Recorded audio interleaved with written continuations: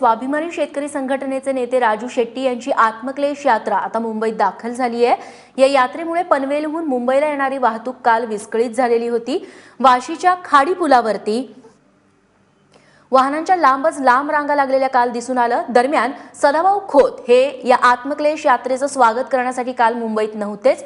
दरम्यान खोत सत्तेत आहेत आणि त्यांची तब्येत बरी नाही म्हणूनच ते स्वागताला येऊ शकले नाहीत असा टोला यानंतर राजू शेट्टी यांनी लगावला। ऋत्विक भालेकर आमचे प्रतिनिधी आता आपल्यासोबत आहेत। ऋत्विक, राजू शेट्टी यांची आत्मक्लेश यात्रा आता मुंबईत दाखल झालेली आहे। उद्या ती राजभवनावरती धडकेल। त्या सगळ्या पार्श्वभूमीवरती सदाभाऊ खोत यांची गैरहजेरी या सगळ्या पार्श्वभूमीवरती या यात्रेसंदर्भात काय तपशील?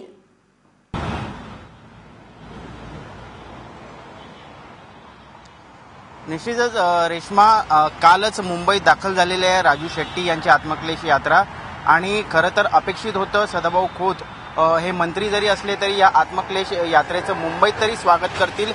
8 दिवस ही यात्रा सतत सुरू आहे। पुण्याहून 22 तारखेला ही यात्रा सुरू झालेली आहे।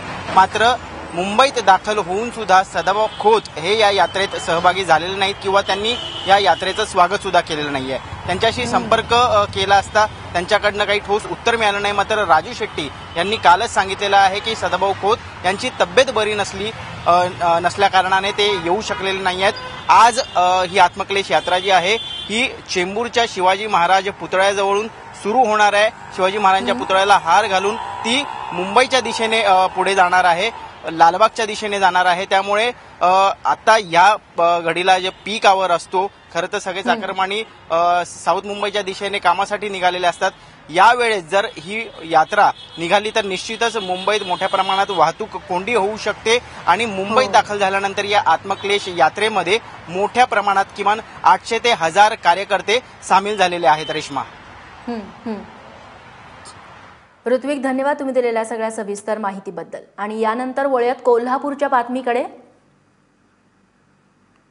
दरम्यान जेव्हा ही आत्मक्लेश यात्रा राजू शेट्टींची मुंबईत दाखल झाली त्यानंतर राजू शेट्टींनी काय प्रतिक्रिया दिलेली आहे ती आधी पाहूयात। आमचं म्हणणं एवढंच आहे की 3 वर्षापूर्वी मोदींनी आम्हाला स्वामीनाथन यांच्या शिफारशी अंमलात आणायचं आश्वासन दिलेलं होतं। ते आश्वासन वेळीच पाळलं असतं तर शेतकऱ्यांच्या डोक्यावर आज कर्जाचा बोजा आला नसता। त्यामुळं आता शेतकऱ्यांच्या डोक्यावर जे कर्ज आहे त्याची जबाबदारी सरकारची आहे। ते कर्ज मुक्त करावं आणि स्वामीनाथन यांच्या शिफारशीनुसार उत्पादन खर्चाच्या 1.5 हमीभाव बांधून द्यावा। पुन्हा आयुष्यात शेतकरी सरकारकडे काय मागणार नाही।